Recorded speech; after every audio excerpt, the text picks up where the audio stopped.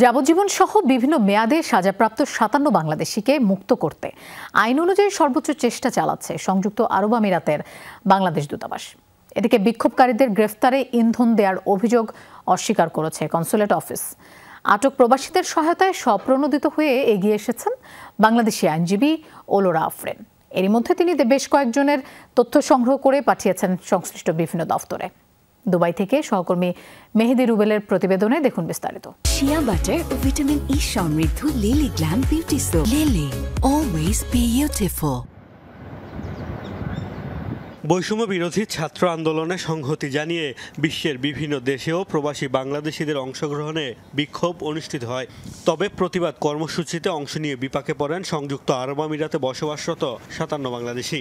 দেশটিতে বিক্ষোভ সমাবেশ নিষিদ্ধ হওয়ায় যাবজ্জীবন সহ বিভিন্ন মেয়াদে সাজা হয়েছে তাদের।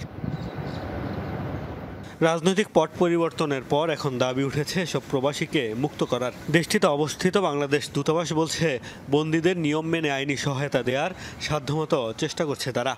ঢাকাতে ইউএই এমবাসি আছে, তার সাথেও তারা যোগাযোগ করছে। এটা শুধু এক জায়গা থেকে তো না, দুই জায়গা থেকে ডাবল অ্যাপ্রোচ তারা নিয়েছে। আর আমাদের ভিয়েনা কনভেনশনে যে ম্যান্ডেট আছে সেই অনুসারে আমরা কাজ করে যাচ্ছি।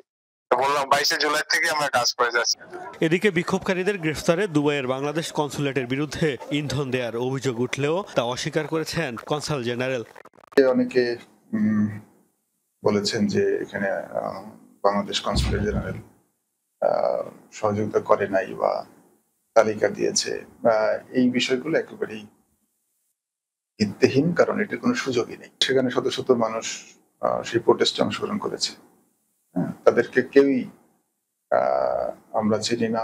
সাজাপ্রাপ্ত আসামিদের আইনগত সহায়তা দিতে নিজ উদ্যোগে কাজ করছেন প্রবাসী বাংলাদেশি আইনজীবী ওলোরা আফরিন। এরই মধ্যে আটক বেশ কয়েকজনের তথ্য সংগ্রহ করে সংশ্লিষ্ট দফতরেও পাঠিয়েছেন তিনি। তবে আপিল শুনানিতে লড়তে হলে আইনজীবীকে হতে হবে আমিরাতের নাগরিক। আমি অ্যাটলিস্ট এই জায়গায় থেকে বিনা খরচে নিজের মতো করে এই যে লিস্ট কালেক্ট করা, আমি লাস্ট 10 দিনে প্রায় 10,000 কিলোমিটার ট্রাভেল করেছি। Sharjah, Dubai, Abu Dhabi, Fujairah, even people from Al Ain, Chittagong, Bangladesh, সবাই আমাকে ফোন দিচ্ছে এবং এরা জানে না এটা কোথায়। এই আইনজীবী বলছেন, দ্বন্দ্বপ্রাপ্তরা কে কোন কারাগারে আছে সেই তথ্য না থাকায় তৈরি হয়েছে জটিলতা। আর আপিল করতে জনপ্রতি ফি প্রয়োজন অন্তত ৩,০০০ দিরহাম।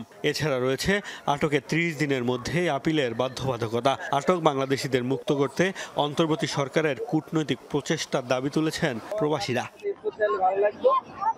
মোস্তফা মাহমুদ, যমুনা নিউজ।